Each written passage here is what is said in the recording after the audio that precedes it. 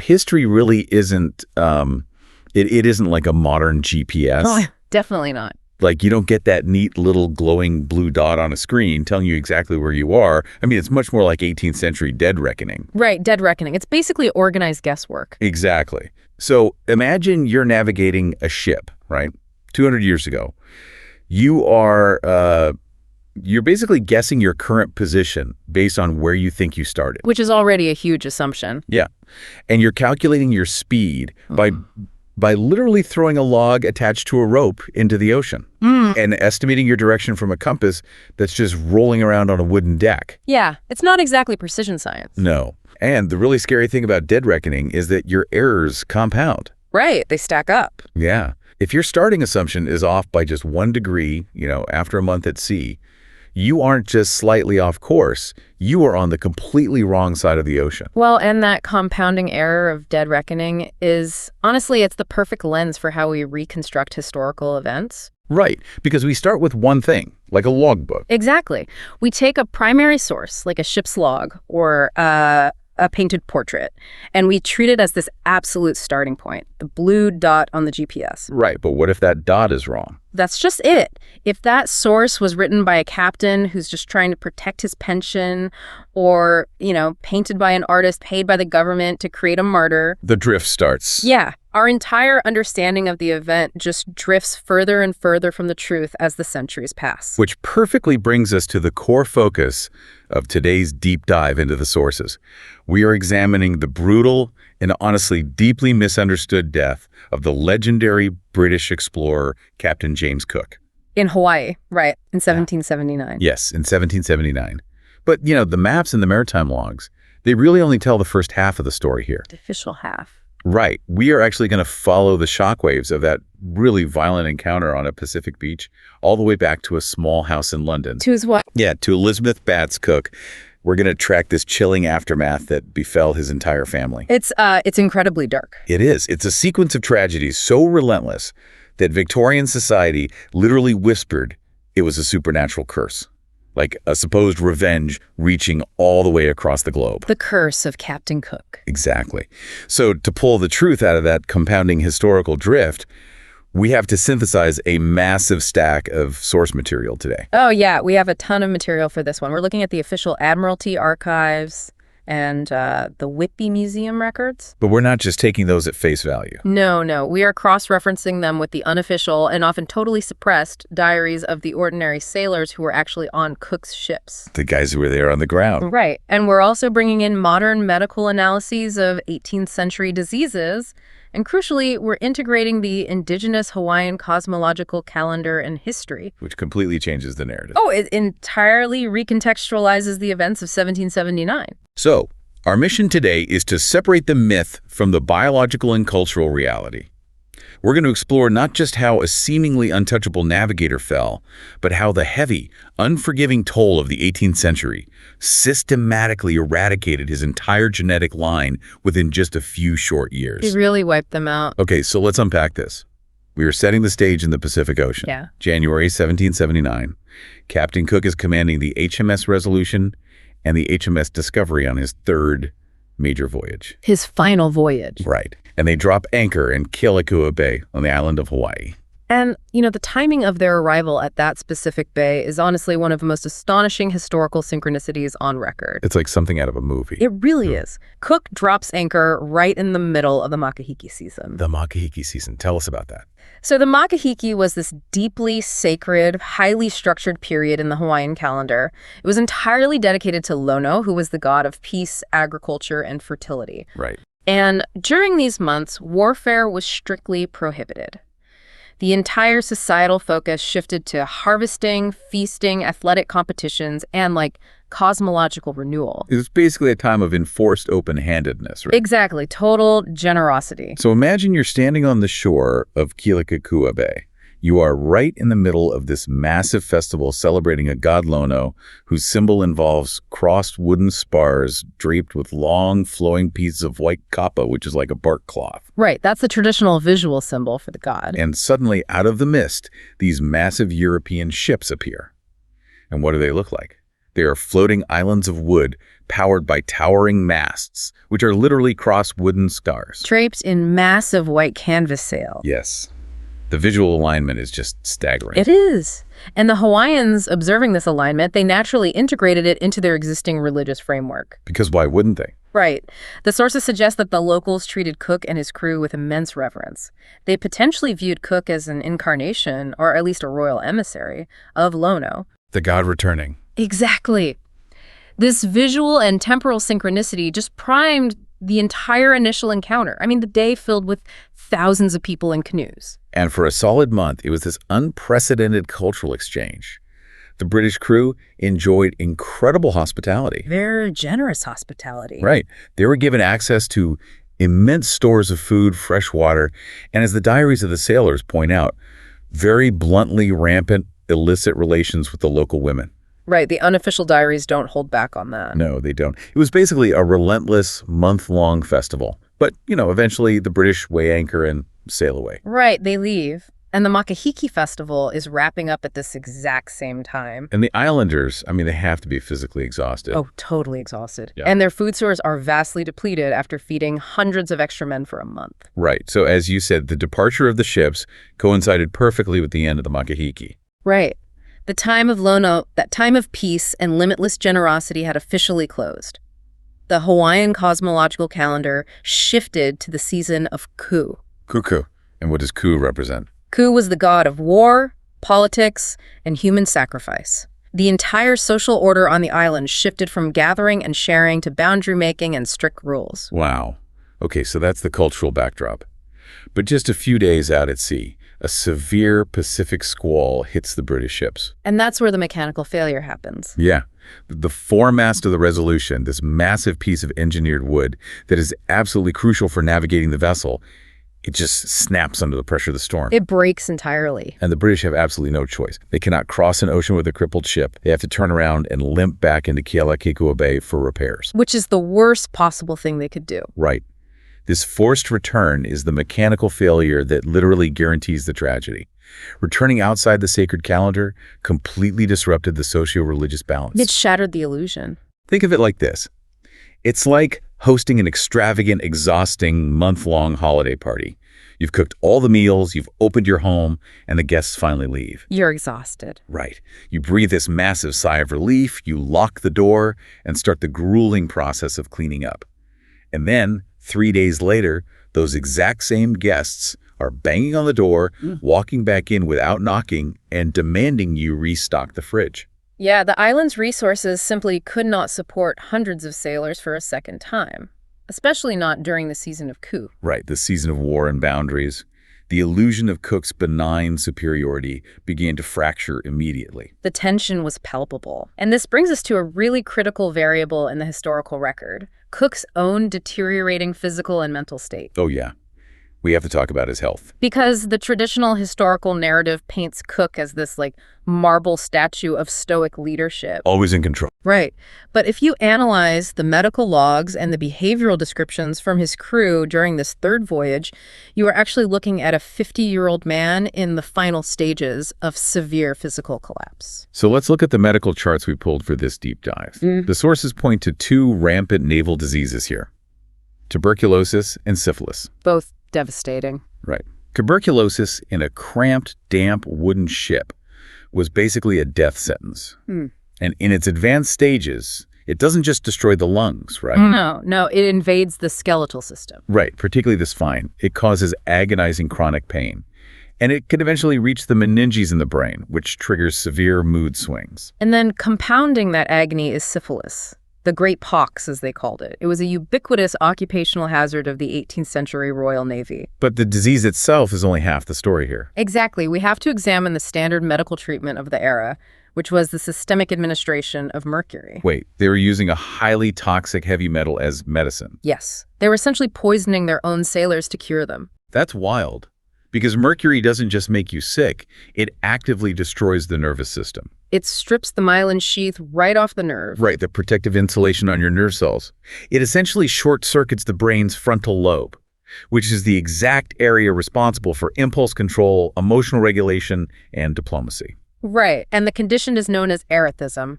It's characterized by deep paranoia, severe depression, and sudden explosive rages. So he was literally losing his mind from the treatment. Yeah. When you read the diaries of the sailors on this final voyage, they describe a captain they literally no longer recognize. What were they saying? They noted that Cook was ordering violent, totally disproportionate floggings for really minor infractions. He was making irrational navigational decisions, and he was prone to terrifying outbursts of anger. Which maps perfectly onto the symptoms of a man suffering from heavy metal poisoning and chronic pain. It's textbook erethism. So we have a commander whose frontal lobe is actively degrading, leading a diseased, exhausted crew back to an island whose religious and agricultural tolerance has just expired. The powder keg is fully packed. It really is. And the match is struck on the morning of February 14th, 1779. Overnight, a group of Hawaiians stole a cutter.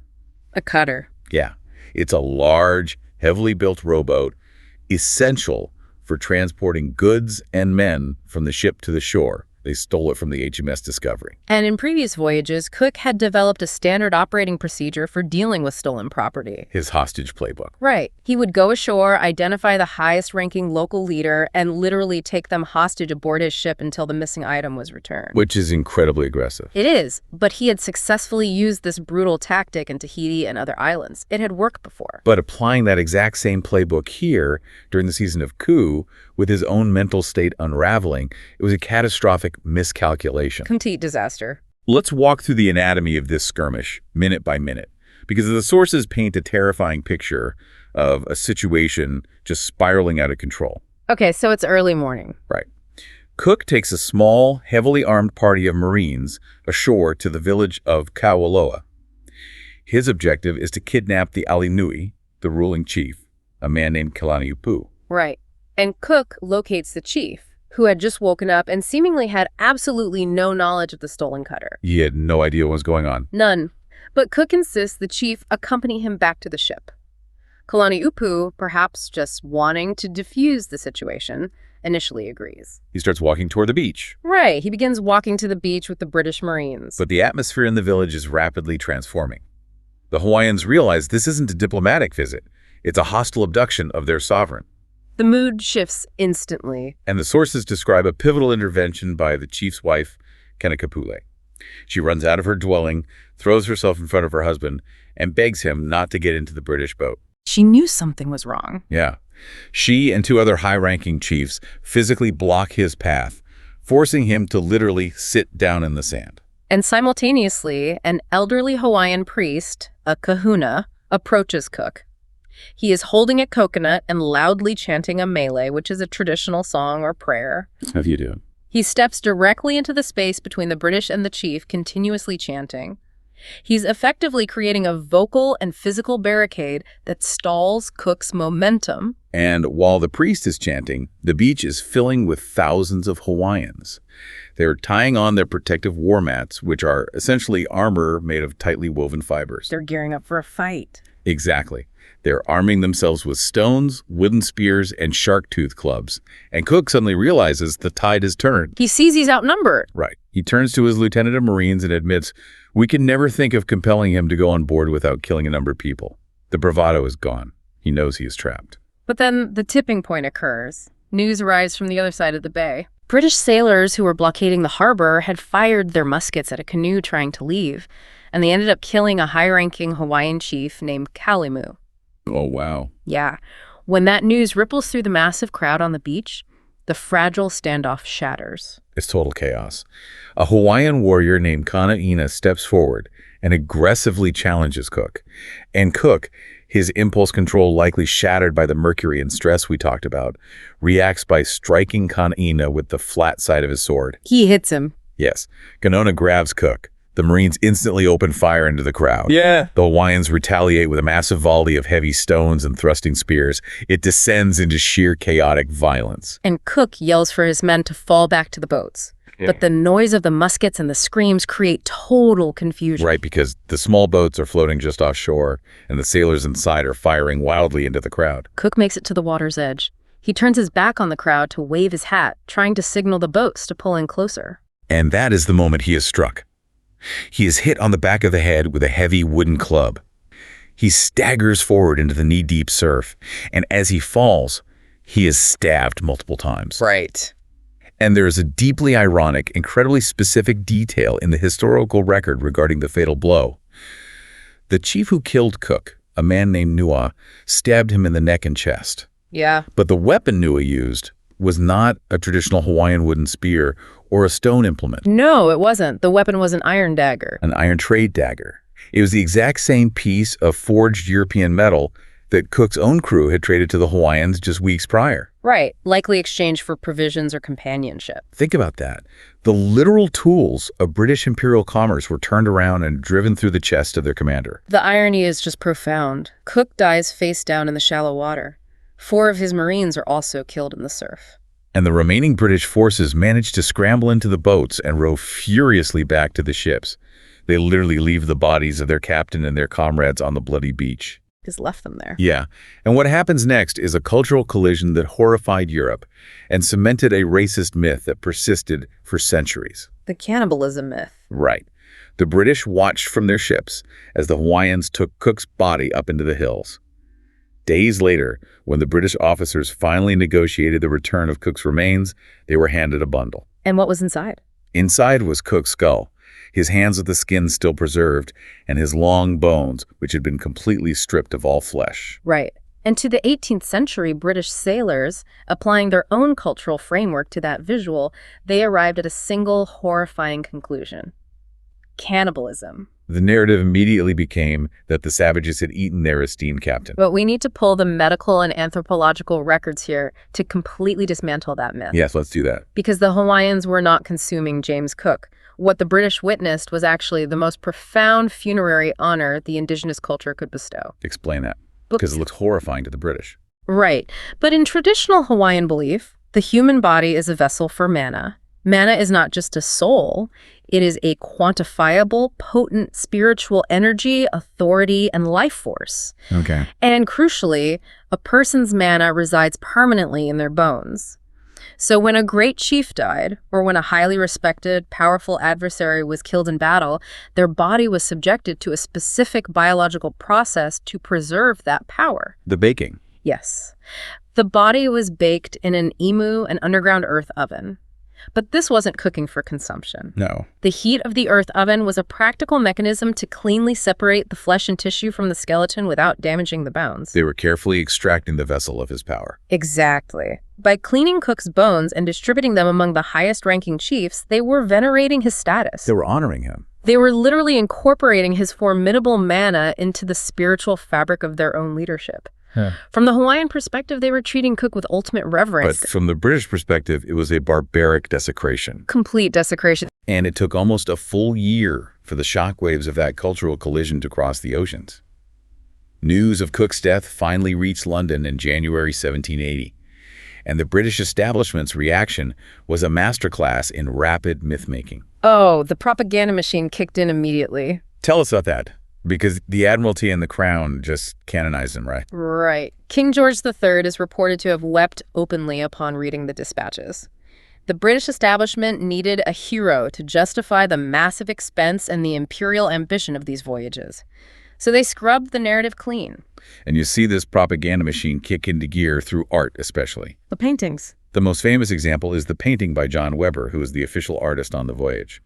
Weber depicts the skirmish on the beach, but he paints Cook looking like a glowing Roman senator in pristine white trousers. Pristine white trousers. In the middle of a beach brawl. Right.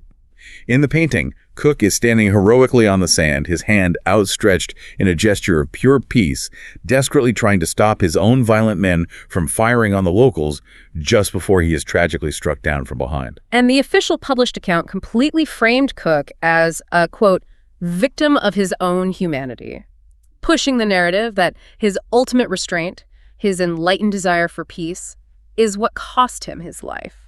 But when you cross-reference that official Admiralty account with the diaries of the men who were actually standing on that beach... The friction is immediate. Yeah. The dissenting journals of crew members like John Rickman, Heinrich Zimmerman, and the American Marine John Ledyard, They paint a totally different reality. They did not buy the glowing Roman senator narrative. Not at all. Zimmerman and Ledger didn't write about a peaceful martyr. They wrote about a mercurial, hot-tempered commander who inflicted brutal, skin-tearing punishments on his own crew. They explicitly blamed Cook for turning a blind eye while his sailors spread venereal disease across the untouched populations of the Pacific. And they accused him of staggering hubris for allowing the Hawaiians to essentially worship him as a god without correcting them. So we are left with a fiercely contested historical figure. I mean, history demands simplistic heroes or villains, right? It does, but Cook was a deeply flawed agent of his era. He was undeniably a genius cartographer who mapped the Pacific with unprecedented accuracy. Yes, his maps were incredible. But he was also a man executing an imperial mandate to claim territory and resources, whose physical brain was likely degrading from heavy metal poisoning. So the violence on the beach wasn't a tragic accident of peace. No, it was the inevitable combustion of imperial arrogance, failing health, and a profound cultural misunderstanding. It's incredible how the Hawaiian perspective on Cook also fractured and evolved over the decades, too. Oh, absolutely. The oral histories show that initially, many older Hawaiians maintained the veneration of Cook as the returning spirit Lōnōnui. Right. But as the 19th century progressed and Protestant missionaries arrived from New England to systematically rewrite the local theology, the narrative shifted. How so? Well, younger generations of Hawaiians who were suffering from the catastrophic population collapse caused by the very diseases Cook's men introduced began to view his violent death differently. They saw the aftermath. Right. They started to see his death not as a tragedy, but as divine retribution, a localized karma for bringing devastation to the islands.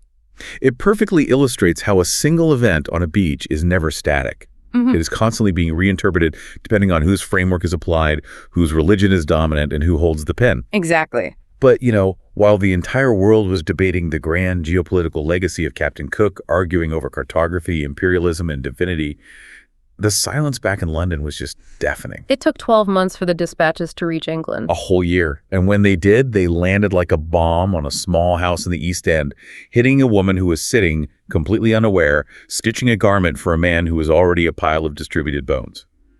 We need to look at Elizabeth Batts Cook. Because Elizabeth's life is usually relegated to just a brief footnote in the biographies of her husband. Which is a shame. It is, because her survival story is central to understanding the true human cost of this era of global exploration. Let's walk the streets of her childhood, because it explains so much about her endurance. She was born in Wapping, right? Right. Wapping was a rough maritime district in the East End of London. Her father, Samuel Batts, was the innkeeper of the Bell Inn. And the geography of the Bell Inn is essentially cinematic foreshadowing. It was located directly opposite Execution Dock. Execution Dock. Tell the listener what that was. Well, Execution Dock wasn't just a landmark. It was an active site of maritime justice. For over 4 centuries, it was where the British Admiralty hung pirates, mutineers, and smugglers. And they didn't just hang them and take them down, did they? No. The execution protocol demanded that the bodies be chained to posts in the muddy banks of the River Thames and left there until 3 high tides had washed over their heads. 3 high tides. And this was the view from Elizabeth's front window. Imagine growing up with that. She grew up with the smell of the river and the sight of rotting sailors swinging in chains. So death by the sea wasn't some abstract fear she learned about later in life. It was the fundamental reality of her environment from the day she was born. And that brutal environment forged a psychological stoicism that she would desperately need. Because she married James Cook in 1762. They were married for 17 years. 17 years on paper. Right. But if you calculate the actual time they cohabitated during those 17 years. It's staggering. Out of 17 years of marriage, they spent roughly 4 years in the same room. 4 years out of 17. The rest of the time, he was quite literally on the other side of the planet. So while James is drawing maps and navigating coral reefs, Elizabeth is single-handedly managing a household, raising children, and managing their finances in London. Because the reality of an 18th century naval marriage meant the wife was functionally a single mother living in a state of perpetual, agonizing suspense. You couldn't just text him to see if he was okay. Right. Communication didn't take days, it took years. You relied on ships passing each other in the ocean to relay letters. When the news of the Hawaiian beach skirmish finally reached Elizabeth in 1780, the sources note this heartbreaking physical detail. It's devastating. She was sitting in her parlor embroidering a highly detailed silk waistcoat for James to wear to court when he returned to present his findings to the king. She was literally using a needle and thread to stitch a future that had been dead for a year. Yeah, but the violent death of her husband in the surf was only the opening sequence for her. Right, because what followed was a demographic annihilation of her family so complete that Victorian society later mythologized it as the curse of Captain Cook. The curse. Let's trace the timeline of this so-called curse, because the sheer sequential improbability of it is terrifying. Elizabeth and James had 6 children together. Let's look at the medical reality of the first 3. Joseph, born in 1768, dies at 1 month old. And George, born in 1772, dies at 4 months old. Right. And then there was their only daughter, Elizabeth, born in 1766. She survived infancy, but died at age 4. Age 4. And the surviving medical records list her cause of death as dropsy. Let's explain what that actually meant for a mother in the 18th century. Dropsy is an archaic diagnosis for edema, which is severe fluid retention. But it's not a disease itself, right? No. It's a symptom of catastrophic internal failure, usually congestive heart failure or kidney disease. The venous system backs up, and the pressure forces blood plasma into the surrounding tissues. Meaning the child's body slowly begins to swell with fluid. Yes. It starts in the legs and moves upward, eventually filling the abdominal cavity and compressing the lungs. And in a pre-antibiotic, pre-diuretic world, There was absolutely nothing a doctor could do. nothing. Try to place yourself in that house. Elizabeth Cook is completely alone in London. Her husband is commanding the Endeavour somewhere in the Pacific. And she has to sit by a bed and watch her 4-year-old daughter slowly swell. Struggling to breathe. Right. Struggling to breathe as her internal organs fail until she suffocates from the fluid. And Elizabeth has to bury her entirely by herself. It is an unimaginable compound trauma. But she survived it, and she still had 3 living boys who made it past the dangerous infant years: Nathaniel, James Jr., and Hugh. Right. And Nathaniel actually followed his famous father into the Royal Navy. By 1780, he is a 15-year-old midshipman. Where was he stationed? He was stationed aboard the HMS Thunderer, a 74-gun ship of the line operating in the Caribbean. And in October 1780, the Thunderer was caught in what meteorologists now call the Great Hurricane of 1780, the San Calixto Hurricane. A massive storm. It remains one of the deadliest Atlantic storms in recorded history, killing an estimated 22,000 people. The winds literally ripped the bark off trees. The Thunderer foundered in the massive swells and went down with all 617 men on board. Nathaniel drowned in the dark. And the timing of this is crucial. Nathaniel drowned in October 1780. That is the exact same year Elizabeth finally received the delayed dispatches confirming her husband had been stabbed to death in Hawaii. In a single calendar year, she loses her husband to a mob and her teenage son to the ocean. But she still has 2 boys left. For 13 years, there is a fragile peace. The boys grow into young men, and then over a span of just 5 weeks across the brutal winter of 1793 and 1794, the bloodline is entirely extinguished. Her youngest son, Hugh, was 17 years old, and he had chosen a different path. He wasn't in the military. Thank goodness, right? Right, he was studying for the priesthood at Christ's College, Cambridge. She must have thought he was finally safe from the water. But the land held different dangers. In December 1793, an outbreak sweeps through the university and Hugh contracts scarlet fever. And before modern antibiotics, scarlet fever wasn't just a rash. Far from it. It was a devastating bacterial infection caused by Streptococcus pyogenes. What does that do to the body? Well, the bacteria release an erythrogenic toxin into the blood. It causes a soaring, uncontrollable fever that literally denatures proteins in the brain. It causes agonizing throat pain and massive internal complications. And Hugh died in his dormitory just days before Christmas. Elizabeth receives the news and prepares to bury her youngest son. But before the grief can even settle, less than a month later, in January 1794, a messenger arrives with news about her eldest and last remaining child, James Jr. James Jr. was 31 years old, a highly capable commander in the Royal Navy. He was boarding his sloop, the HMS Spitfire, off the coast of the Isle of Wight. And a storm kicks up. A sudden winter storm kicked up, the waves overturned his small transfer boat, and he drowned in the freezing water. Within a 5-week window, the final 2 children are erased. I look at the sheer sequential improbability of this timeline. A murdered husband, 2 infants dead in cribs, a toddler suffocating from dropsy, a teenager swallowed by a massive hurricane, a college student killed by a bacterial toxin, and the eldest son drowned in a winter storm. It's overwhelming. I can absolutely see why the Victorian public, reading these obituaries, concluded it was a supernatural curse. I mean, if you calculate the odds of 6 sequential tragedies of that magnitude striking one family, it looks exactly like the Hawaiian concept of divine retribution, like a targeted eradication reaching across the globe to wipe out his DNA. How is that not a curse? Well, it looks like a curse only if you apply a modern baseline of survival to the data. Okay, fair. But if you recalibrate your expectations to the demographic and occupational statistics of the late 18th century, the supernatural element vanishes instantly, replaced by grim mathematics. Walk me through the math, because the body count seems statistically anomalous, even for back then. Let's break it down by category. First, the infants. In 18th century London, the infant mortality rate was just staggering. Depending on the parish, up to 40% of children died before their 5th birthday. 40%. Yes. The water was contaminated, there were no vaccines, and medical treatments often involved bloodletting or toxic purges. Losing 3 young children to dropsy and unnamed fevers wasn't a curse. It was the baseline demographic reality for a woman of her era. Okay, so the first 3 are statistical probabilities.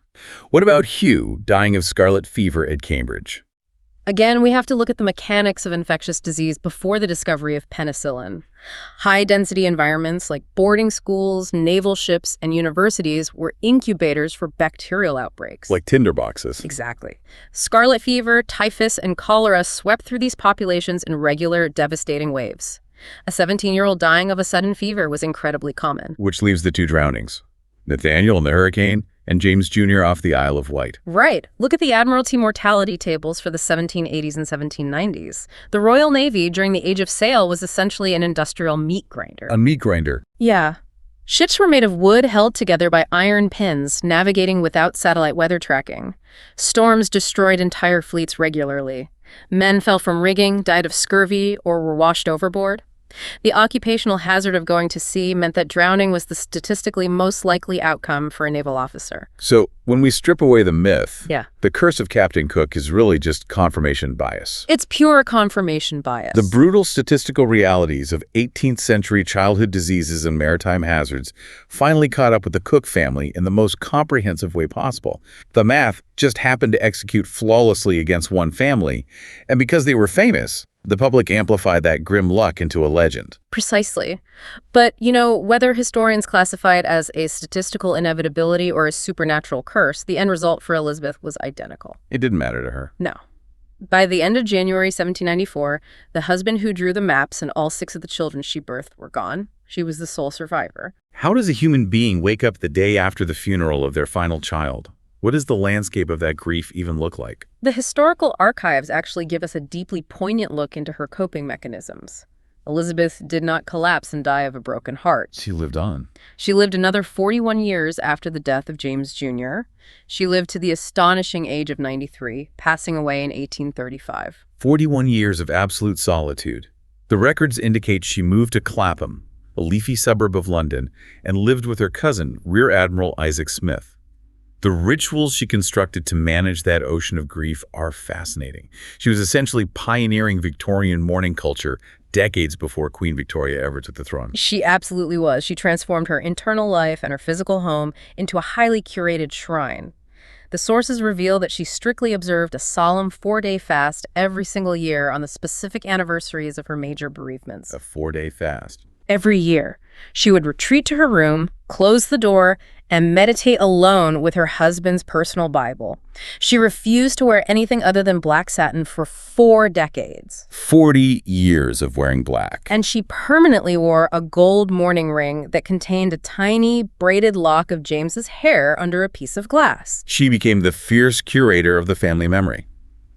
But there's one specific action she took near the end of her life that has frustrated and fascinated historians for generations. Ah, yes. The letters. The letters. Tell us about the letters. Before her death, Elizabeth meticulously gathered every single private letter, every piece of personal correspondence she had ever exchanged with James Cook during their 17-year marriage, and she burned them. Every single one. Every last one. It's an agonizing loss for the historical record. I mean, J.C. Beaglehole, the most prominent modern historian and biographer of Cook, famously wrote that he would give the world for just one letter to Mrs. Cook. We have Cook's formal logs, his charts, his admiralty reports. But we have almost zero insight into his internal emotional life. Why would she intentionally destroy the primary historical documents of one of history's most famous men? Well, if you synthesize the psychological state of a woman who has sacrificed her entire family to the ocean and to the public sphere, her motivation becomes perfectly clear. Burning the letters was her final, definitive act of agency. She was taking control of the narrative. Exactly. The 18th century saw the birth of modern celebrity culture. The British public felt they owned Captain Cook the explorer. They bought the engravings of the Weber painting, they read the published journals, they consumed the myth of the enlightened martyr. But Elizabeth recognized that the public's appetite for her husband was insatiable. Right, so she built a firewall. By burning those letters, she protected the only private intimacy she had left from the prying, obsessed eyes of the public. She ensured that the world could have Captain Cook, the legend, but only she got to keep Mr. Cook, the husband. She drew a hard boundary that history and the Admiralty could never cross. Her legacy is incredibly powerful, even if it doesn't involve drawing new islands on a map. She used her considerable inherited wealth to support the poor women of her parish in Clapham, ensuring they had financial stability. And she funded a massive family monument at St. Andrew the Great Church in Cambridge, carving the names of her 6 dead children and her murdered husband into stone so they would remain together in the historical record. She outlived the entire era of wooden ships and unexplored coastlines that made her husband famous, carrying his memory all the way into the dawn of the industrial age. It's a staggering story of endurance. And it brings us to a final provocative thought to wrap up this deep dive into the sources. Right. Think about the fundamental human desire for legacy.